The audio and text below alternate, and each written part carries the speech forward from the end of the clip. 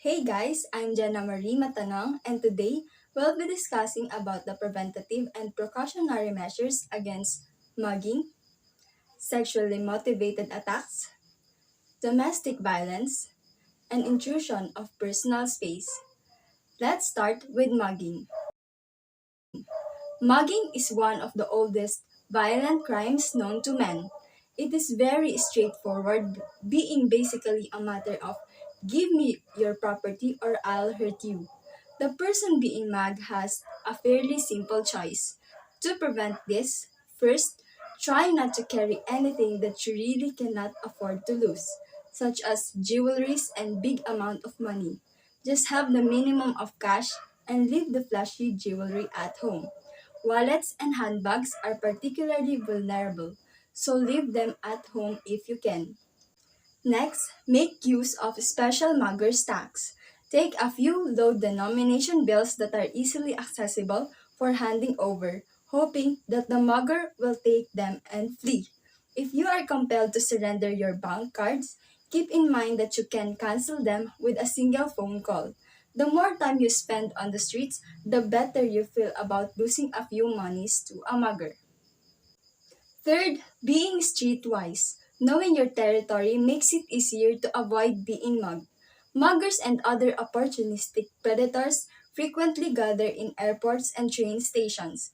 Be alert in these environments, particularly if you are not on your home ground. Sexually motivated attacks. Sexual assaults can range from surreptitious grope in a crowd to a full-fledged rape. All of these assaults are heinous, but rape can permanently traumatize a victim's mind. To prevent this, first, be prepared. As with mugging and other physical assaults, prevention is better than physical conflict. But in rape, there are no half measures, nothing you can give away to satisfy the attackers. Second is fight back. Statistically, a very high proportion of women who fight back actually avoid being raped. Submission in the hope of avoiding injury gives you no guarantees at all. The best you can do is play for a little time with a diversionary tactic. So, to give yourself a better opportunity of fleeing or a better opening for an effective disabling strike. There are precautions we can do that includes having a presence of mind, common sense, and understanding of the psychology of the attacker. In sexually motivated attacks, we have to depend on our own resources.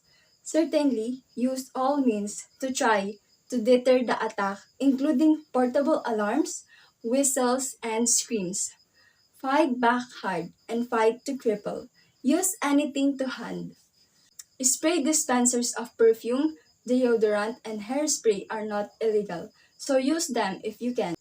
Third, domestic violence. Domestic violence, also called intimate partner violence, occurs between people in an intimate relationship.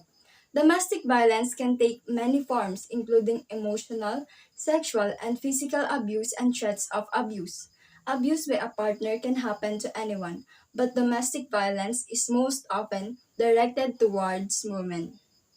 To prevent this, first, you should try to diffuse the anger, or else do your best to defend yourself. Use defensive blocks and cover up against kicks to the head or kidneys if you are on the floor. Second, if the abuse happens in a pattern, it is likely the time for decision making.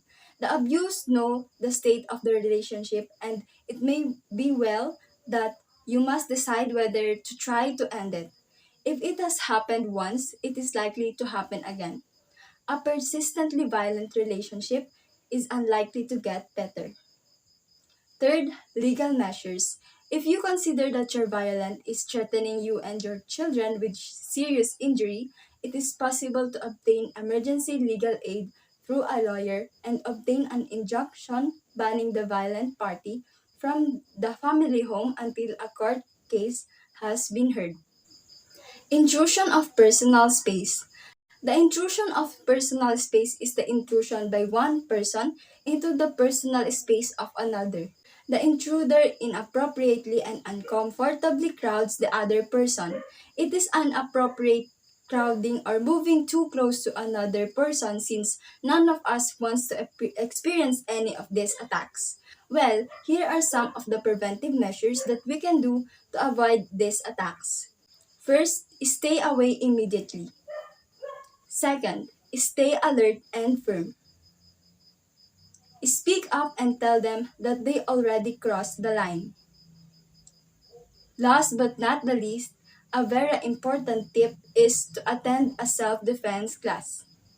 Learning how to correctly defend yourself will surely keep you from being hurt from any of these four attacks that we have discussed earlier. With discipline and appropriate moves and action from this self-defense class, we will be prepared when we encounter any of these four attacks that we have discussed. Thank you for watching and I hope you learned something.